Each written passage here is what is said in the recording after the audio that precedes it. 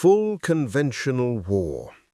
This outcome describes a direct, large-scale military escalation between Russia and Ukraine using their full conventional forces. It would involve expanded front lines, more cities under attack, and heavier use of tanks, artillery, and air power. The conflict would move beyond limited regions and become a sustained, high-intensity war similar in scale to major 20th-century conflicts. What makes this different is the level of commitment from both sides, with fewer restraints and more resources deployed. It matters because it would bring massive destruction, higher casualties, and long-term instability across Eastern Europe. NATO direct intervention.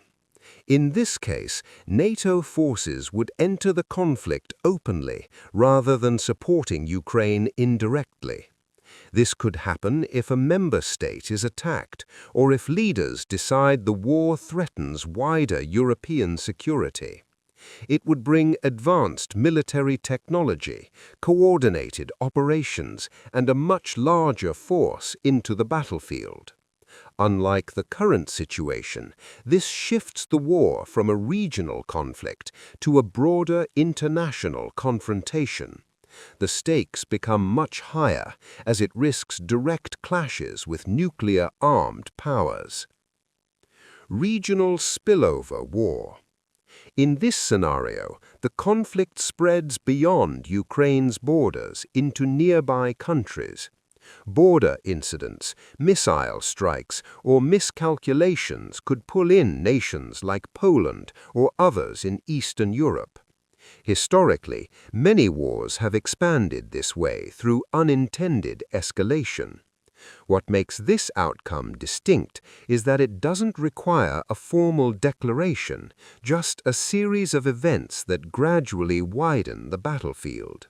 It matters because it destabilizes the entire region and draws more countries into active combat. Cyber warfare escalation. Here, the conflict intensifies in the digital space rather than only on the battlefield. Both sides would target infrastructure such as power grids, communication systems, and financial networks. Cyber operations have already been part of modern warfare, but a full escalation would make them central to the conflict. This form of warfare is less visible, but can disrupt everyday life across multiple countries. It matters because it blurs the line between military and civilian targets, affecting millions without a single shot being fired. Economic war expansion. This outcome focuses on deeper economic confrontation through sanctions, trade restrictions, and financial isolation. Countries supporting Ukraine could tighten pressure on Russia, while Russia could respond by disrupting energy supplies or trade routes.